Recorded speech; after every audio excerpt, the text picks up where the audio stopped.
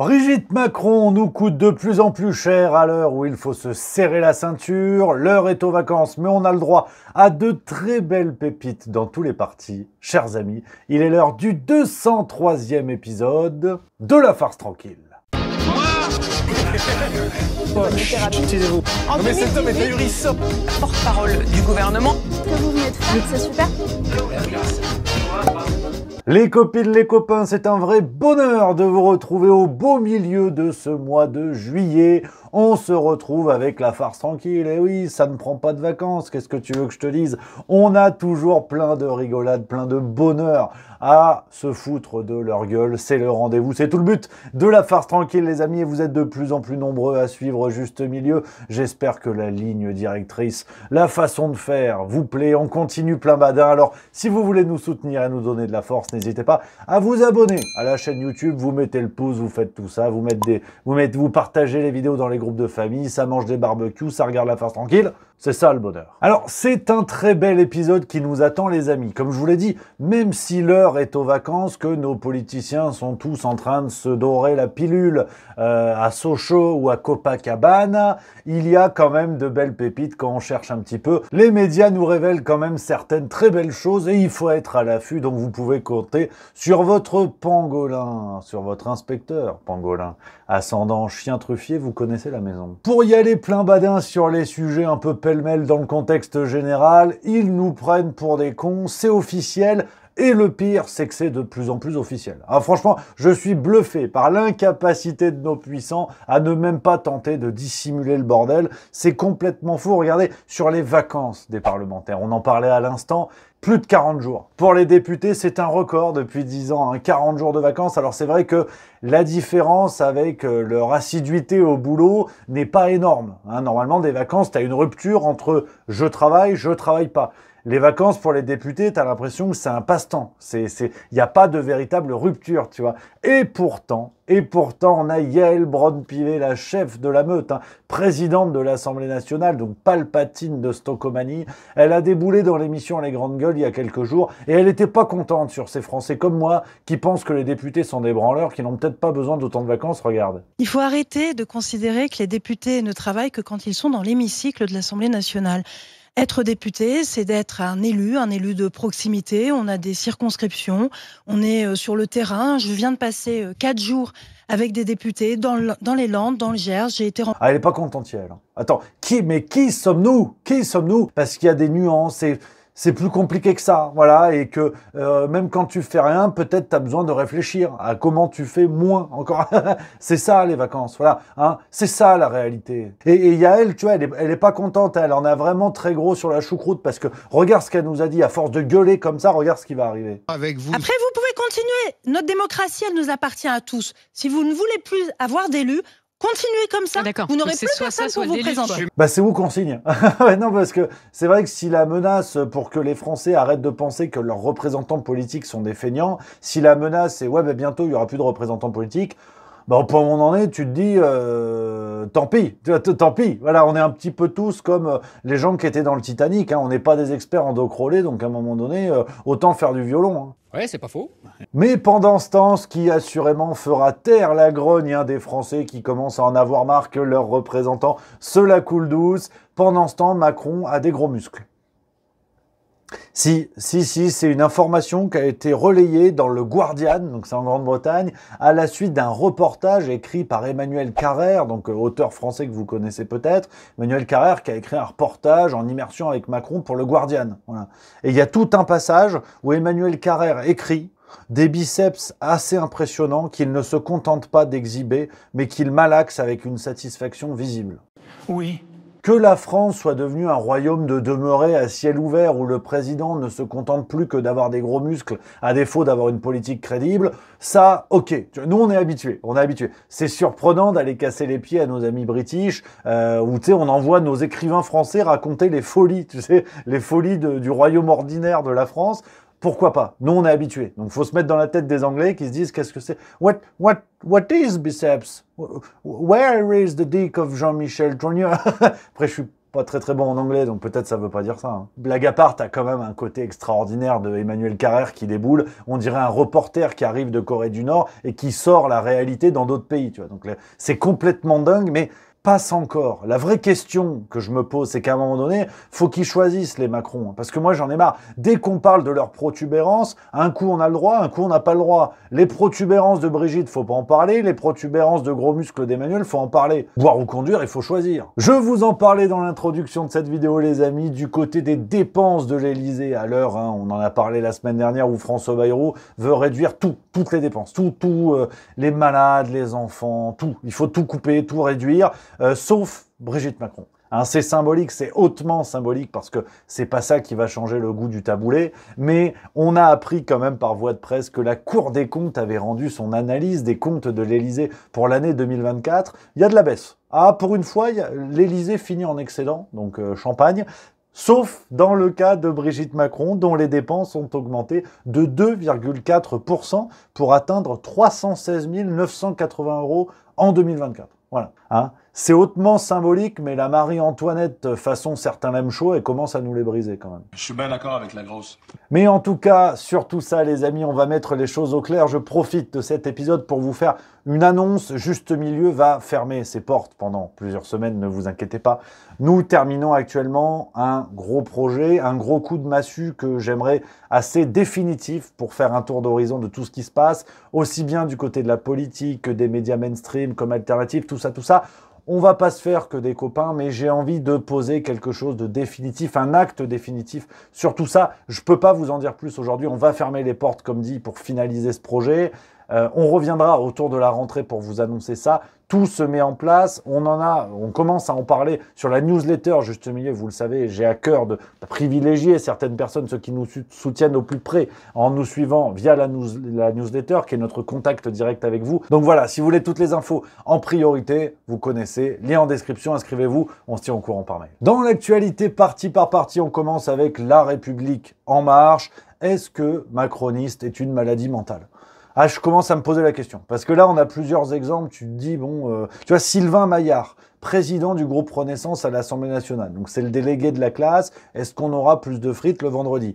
Sur CNews, le 17 juillet, il a dit, l'argent que nous avons dépensé a été dépensé par les Français. L'argent que nous avons dépensé, l'argent, il a été dépensé par les Français, pour les Français. Est-ce que nous devons faire plus attention à l'argent public? Oui. Donc vraiment, les macronistes au pouvoir, tu sais, depuis 2017, qui font des dingueries, la situation de la France s'est pété la gueule. Les mecs, au moment d'assumer, te disent « Ah, c'est pas nous, hein. Ah non, c'est pas... Non, c'est pas nous. On l'a fait pour le bien des gens, quoi qu'il en coûte, hein, quoi qu'il en coûte pour vous. C'est ça le bout de la phrase qu'il fallait entendre. C'est vrai que les macronistes, c'est vraiment des cambrioleurs qui viennent piquer dans la même maison 3 fois de suite et qui reprochent au propriétaire de la maison de commencer à s'habituer et d'aimer ça. T'en as eu un autre, t'as eu Bruno Fuchs ou Fuchs, je sais pas comment on dit, il a un nom de suppositoire. Il est député les démocrates, porte-parole du Modem. Donc il porte la parole de François Bayrou. Donc on est sur quelqu'un qui est à mi-chemin entre Maïkorn et Star Trek. C'est vraiment un mélange assez curieux. Sur BFM le 19 juillet, Bruno Fuchs, il a dit « François Bayrou est courageux de dire les choses ». Le Premier ministre restera dans l'histoire comme celui qui s'est le premier penché sur la question de la dette et essaie d'arrêter ce convoi infernal qui nous amène la France vers le bas. Attends. On récapitule. C'est-à-dire que les macronistes qui ont endetté le pays pour faire des politiques à la con dont on mesure aujourd'hui les conséquences catastrophiques et qui te disent tout ça, c'est à cause des Français. Bruno Fuchs qui te dit François Bayrou est courageux parce qu'il veut encore piquer davantage de pognon dans la poche des Français. C'est quoi la suite en fait? Ça s'arrête quand le truc, hein? Parce que là on commence à parler de manifestations au 10 septembre pour exprimer la grogne populaire, alors sans savoir la forme que ça va prendre aujourd'hui, mais évidemment que Juste Milieu encourage cette initiative parce qu'il faut que le peuple se lève, sinon vous voyez la suite, hein. C'est que on vous pique et c'est tout le temps votre faute. Elle est pas belle la piémontaise? Quelle indignité. Et pendant ce temps, on a appris dans le Figaro du 19 juillet Stéphane Séjourné, hein, qui aura séjourné dans le lit de Gabriel Attal, ça lui fait une qualité. Il est devenu commissaire européen, je cite, à la prospérité et la stratégie industrielle. Donc voilà, les fonctions de commissaire européen, c'est comme les cours à Poudlard, hein. C'est vraiment défense contre les forces du mal, botanique et top d'hippogriffe. Enfin, t'as vraiment des trucs extraordinaires. Et le Figaro nous révèle, page 21, très exactement parce que ça, faudra l'encadrer. Stéphane Séjourné en tant que commissaire européen. En ce moment, il se bat contre le logo Triman. Alors vous allez me dire, Rémi, qu'est-ce que c'est Triman? Est-ce que c'est encore une invention de gens qui se font poser une tub et un vagin à l'arrière de la tête, des gens qui sont trisexes? Non, non, voilà, là vous êtes des réactionnaires d'extrême droite. Non, Triman, c'est le logo qu'il y a sur des produits en France pour le recyclage. Voilà. C'est un logo français qui existe sur les produits français. Et Stéphane Séjourné, parce qu'il est habitué de s'engager dans des grands combats, il est monté au créneau parce qu'il estime, je cite, que c'est une barrière au marché intérieur. Parce que comme ce logo ne s'applique que sur les produits français et pas les produits européens, c'est une barrière au marché intérieur. Voilà. C'est pas bien, en fait. Un logo dont personne n'a quelque chose à foutre, hein, il faut quand même le rappeler. Ouais. Ah, ils doivent être fatigués à Bruxelles quand même, parce qu'en tout cas, ils sont fatigants. Et sinon, s'il y en a une qui se recycle, c'est Rachida Dati, hein, la Scheherazade de l'escroquerie politique, qui est renvoyée en correctionnel, ça y est, dans l'une des nombreuses affaires pour laquelle elle est poursuivie. Là, en l'occurrence, c'est le dossier Carlos Ghosn, Renault, du pognon qu'elle aurait touché pour peser sur des dossiers en tant que politicienne. Bon, classique, hein, je rappelle que ce genre d'affaires à l'étranger, ça s'appelle un scandale d'État. En France, ça s'appelle un mardi matin. Rachida Dati a réagi sur LCI. Bah non, attends, faut pas déconner. Le 22 juillet, elle a déclaré « Ils essaient de me mettre un genou à terre ». Mais moi, je vais quand même pas me résigner. Ils essayent de me mettre un genou à terre, mais je vais quand même pas mettre le deuxième. Qui sont ils? Je suis pas sûr de l'image. Non, chère Rachida, je pense pas que ce soit la meilleure idée. Voilà. Ben non, parce que quand on pense Rachida Dati, tout de suite on pense promotion canapé. Hein, et rien à voir avec les bonnes affaires chez Poltron et Sofa. C'est pas ça. Non, c'est pas ça. Là, on est plus dans l'esprit pochetron et sofa. Ouais, c'est autre chose. C'est autre chose.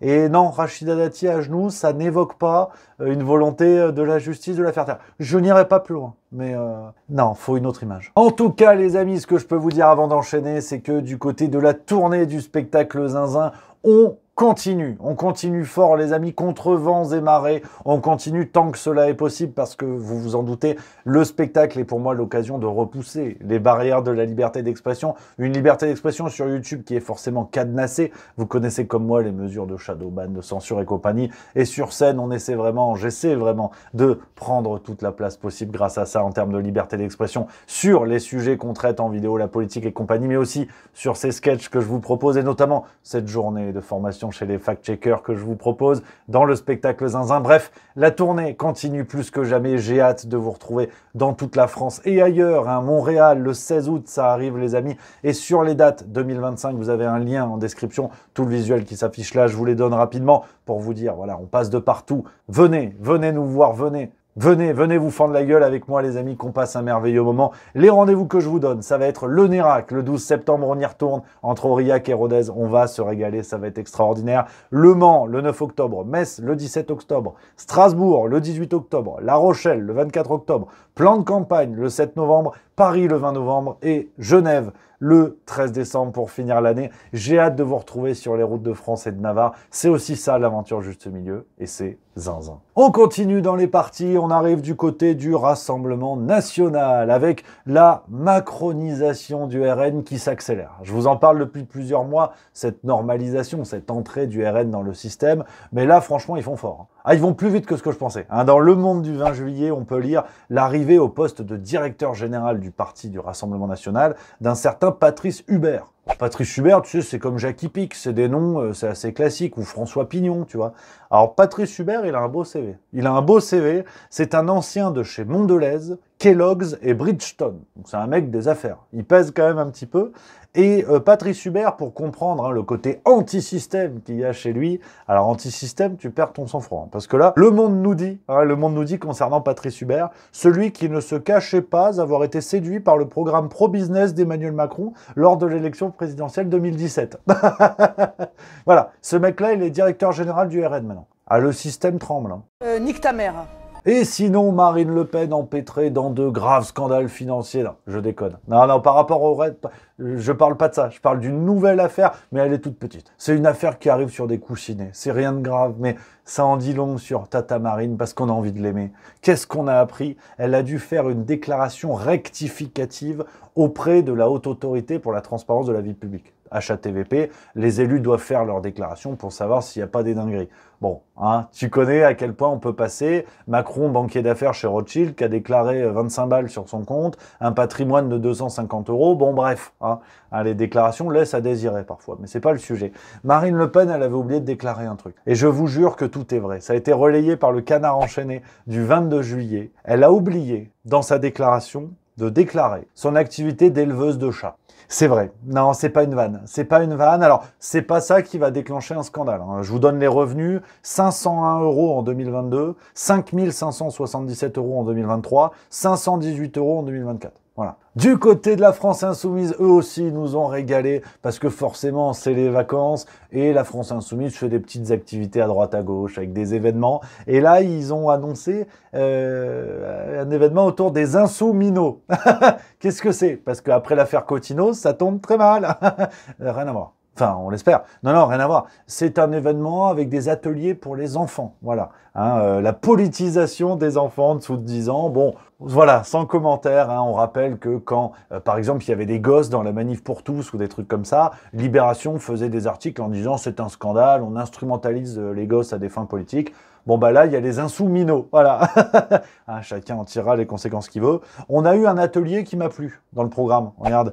Ouais. Initiation à la boxe avec Carlos Martins Bilongo. Alors non, évidemment que je trouve ça complètement con, bien sûr, mais ce que je veux dire par là, c'est dommage de mettre Carlos Martins Bilongo parce qu'il y avait Adrien Quatennens. Il était peut-être pas dispo, mais niveau boxe, c'est pas le dernier pour une salade de phalange. Hein. En parlant de salade, du côté du Parti Socialiste, c'est Anne Hidalgo qui a aujourd'hui la fraîcheur d'une vieille roquette et l'intelligence d'une Batavia. Elle ne progresse pas en anglais, c'est terrible. Regarde. Only enough to afford and to get to their house. You have to stay there. So this is a challenge of staying there, the challenge of combining the finance with the land policy. Ah, même moi à côté, j'ai l'impression d'être Harry Potter. Genre, c'est une catastrophe. Hein. Tu sens qu'elle est plus connectée, Anne. Ah non, c'est fini. Hein. Du côté d'Europe Écologie Les Verts, on a définitivement perdu Marine Tondelier. Elle est perdue pour la science. C'est foutu. Alors, qu'est-ce qui s'est passé? Je vous explique. Hein. C'est le journal du dimanche qui a relaté ça dans un article du 21 juillet. Marine Tondelier a réagi au refus des joueuses de l'équipe de France de football. Là, il y avait l'Euro, t'as vu, en ce moment. Les Françaises ont refusé de porter le fameux brassard LGBT. Je sais pas ce qu'ils ont avec ce brassard. Apparemment, c'est obligé de le porter. À chaque fois qu'on a forcé les gens à porter des brassards, ça a jamais bien fini, mais c'est pas le sujet. Ouais, c'est marrant. Mais là, en fait, les joueuses de foot ont dit non, on n'a pas envie. Alors, pour des raisons qui leur appartiennent, hein, ça peut être religieux, idéologique, simplement un refus parce que le brassard, on fait rentrer le sport dans un terrain idéologique. Bref, elles ont le droit. Il faut respecter le consentement des femmes. Marine Tondelier, ça l'emmerde. Elle a fait un tweet. Elle a dit « Je suis encore plus déçue par leur refus de porter le brassard arc-en-ciel contre l'homophobie. » Ah oui, là c'est cruel retour sur Terre pour Marine Tondelier. Hein. Là, quand tu sors des bacatteries, quand tu sors de sauver 3 ours polaires, tu arrives face à la réalité de la vie. Et la réalité de la vie, c'est que la cause des femmes, la cause féministe que ces gens-là ont instrumentalisée, ils se rendent compte que c'est pas aussi évident que ça. La vie, c'est pas manichéen, la vie, c'est pas Star Wars. Il n'y a pas les gentils et les méchants. Tu vois, parmi les femmes, tu peux trouver des femmes que les féministes considèrent comme une pauvre minorité à défendre et que les minorités entre elles, naturellement, elles sont copines parce que tous les gens minoritaires se tiennent la main et font des danses autour du monde. En fait, non. Tu peux être une femme et être contre le mouvement LGBT. Tu peux être une femme et refuser de porter le brassard LGBT. Ce qui ne fait pas de toi une héritière du Troisième Reich, on est d'accord. C'est juste que tu as tes convictions. Et en tant que femme, ces mêmes féministes encouragent la société à respecter le consentement des femmes. Donc Marine Tondelier, ta gueule. Non mais, moi ça m'embête de vous dire ça. Mais c'est juste que c'est le consentement des femmes. Qui êtes-vous, Marine Tondelier, pour parler à la place des femmes? Pour penser à la place des femmes? Pour reprocher à des femmes libres de leur reprocher de ne pas avoir porté un brassard? Qu'est-ce que ça veut dire?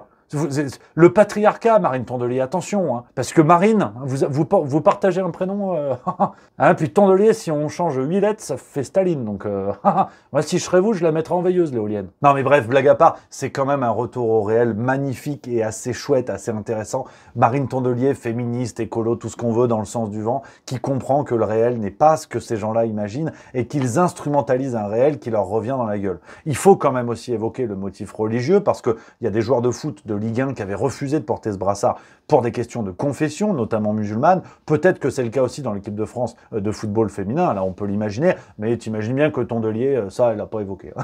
Tu m'étonnes. Et puis sinon, du côté des Républicains, Bruno Retailleau, hein, vraiment, qui est dans la physique quantique. Ah, il nous prend pour des benets, mais Mais c'est vrai que c'est intéressant ce qu'il ose faire dans cet entre-deux qui est assez extraordinaire. Il a fait la une de Valeurs Actuelles le 23 juillet. Retailleau déclare « Je ne crois pas au en même temps ». Bruno, en même temps, vous êtes les Républicains, mais ministre de Macron, mais vous dites que vous aimez pas le en même temps, mais en même temps, vous en êtes l'incarnation. Non, Retailleau qui te dit « J'aime pas le en même temps », c'est Rocco Siffredi qui critique la levrette. Ça tient pas. Donc voilà les amis, ce que je pouvais vous dire aujourd'hui, mais on ne se quitte pas comme ça et on finit avec les pépites de la semaine. Et deux belles pépitas comme on les aime aujourd'hui avec Nicolas Sarkozy qui file la Dolce Vita avec Carla Bruni, regarde.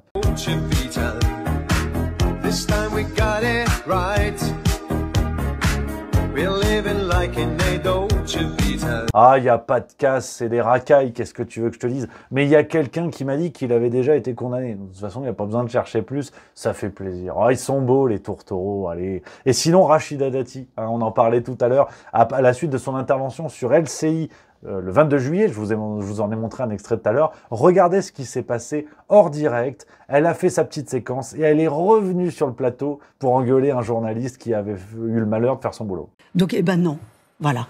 Donc Renault-Nissan n'est pas, n'est pas concerné. J'ai signé un contrat d'avocat avec Renault-Nissan. C'est tout, il n'y avait rien d'autre. Ah bah écoutez, si vous estimez que c'est tout, puisque c'est vous qui avez pris contrôle de ce plateau... Je reste en régie. Voilà, alors elle va rester en régie, Rachida. Ah, Rachida Dati, c'est le parrain avec des gros bijoux. Hein. C'est quand même extraordinaire. Donc, voilà ce que je pouvais vous dire, les amis, dans cet épisode de La Farce Tranquille. J'espère que vous avez passé un bon moment. On va se retrouver, comme d'hab, dans les jours à venir pour de nouvelles vidéos sur Juste Milieu. J'insiste beaucoup là-dessus ces derniers temps, mais vous le savez, ça me tient à cœur, les amis. Gardez la banane, profitez de vos petites joies du quotidien. On est en pleine vacances, mais ça marche aussi pour après.